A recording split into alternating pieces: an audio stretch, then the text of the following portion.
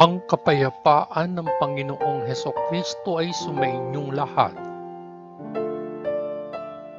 Magandang araw sa inyong lahat, saan mang sulok ng mundo kayo naroroon sa sandaling ito. Ang babasahing mabuting balita sa araw na ito ay pinamagatan kong ipaubaya sa Kanya ang lahat ng alalahanin. Nagmamalasakit si Jesus sa iyo.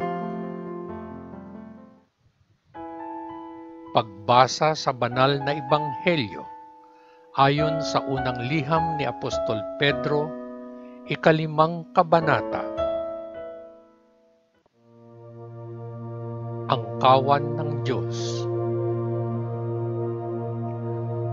Ako, na isa ring nakatatanda, ay sumasamo sa mga kasama ninyong matatanda sa iglesia. Saksi ako ng mga pagdurusa ni Kristo at makakasama ako sa kaluwalhatiang mahahayag. Umaapila ako sa inyo upang maging mga pastol ng kawan na ibinigay sa inyo ng Diyos at kusang loob na alagaan ito, ayon sa nais ng Diyos at hindi matabang sa loob. Gawin ninyo ang inyong trabaho, hindi para lang sa bayad, kundi mula sa isang tunay na pagnanais na maglingkod. Huwag subukang pamunuan ang mga inilagay sa inyong pangangalaga, ngunit maging mga halimbawa sa kawan. At kapag nagpakita ang punong pastol, tatanggap kayo ng maluwalhating korona na hindi mawawala ang ningning nito. Sa parehong paraan, kayong mga nakababatang lalaki ay dapat magpasakop sa matatandang lalaki. At kayong lahat ay dapat magsuot ng apron ng kapakumbabaan upang maglingkod sa isa't isa. Sapagkat sinasabi ng kasulatan, ang Diyos ay kontra sa mapagmataas, ngunit nagpapakita ng lingap sa mapagpakumbaba. Magpakumbaba kayo kung gayon sa ilalim ng makapangyarihang kamay ng Diyos upang itaas niya kayo sa kanyang sariling kapanahunan. Ipaubaya ninyo sa kanya ang lahat ng inyong alalahanin dahil nagmamalasakit siya sa inyo. Maging alerto, magbantay. Ang iyong kaaway, ang dyablo, ay gumagala na parang leong umuungal na naghahanap ng masisila.